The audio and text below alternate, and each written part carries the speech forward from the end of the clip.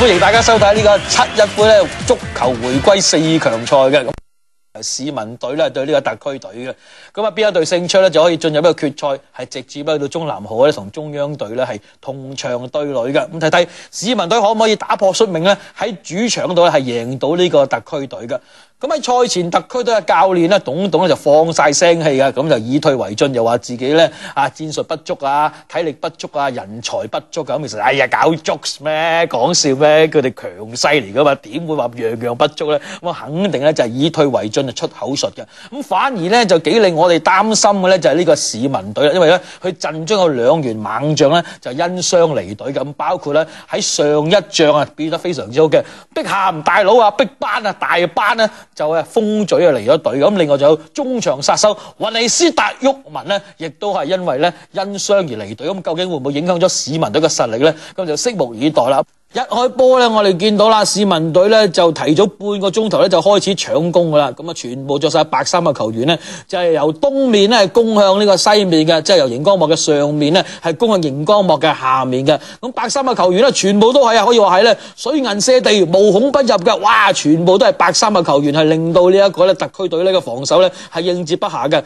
咁市民隊咧攻勢雖然凌厲咧，但係咧特區隊嘅防守都相當之出色嘅。咁之後少量嘅攻勢可以埋到去禁區嘅總部門口啦，可以話零星落索嘅。咁因為呢一個特區隊嘅防守咧，將所有攻勢都逼到落底線，中環嗰個雪廠街度就完全咧就瓦解晒嘅。好啦，咁經過咗加時啦，同埋呢一個突然死亡之後咧，雙方咧已經有咗呢個賽果啦。咁公佈就係53萬對20萬嘅，咁特區隊咧係輸咗30萬嘅。好啦，咁賽後照例都有球迷生事嘅，咁最著名嘅生事球迷當然英國球迷啦。最著名嘅英國球迷咧就係肥棒啦。咁賽後肥棒出咗個港隊問題報告書，咁睇睇肥棒係點樣喺度說3道4啊。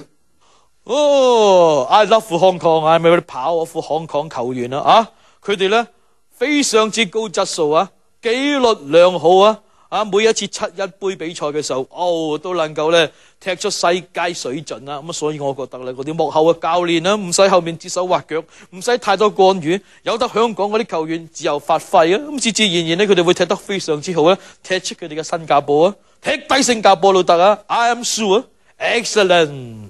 好啦，咁另外咧就係特區隊咧駐北京嘅總教練啦，白頭德對於今次嘅賽果亦都好不滿嘅。究竟係點樣去評價特區隊咧？我哋睇睇啊。我都不太明白啦，呢個比賽前我們呢這很多東西吹谷呢個特區隊了嘛，我們要俾很多興奮他們刺激他們精神，我們連個服飾你都給他們，服飾安撫呢個人生，但是都沒有辦法。哎呦，53萬啊，輸得很嚴重呀！哎呀，為什麼你們香港人那麼氣憤出嚟行啊？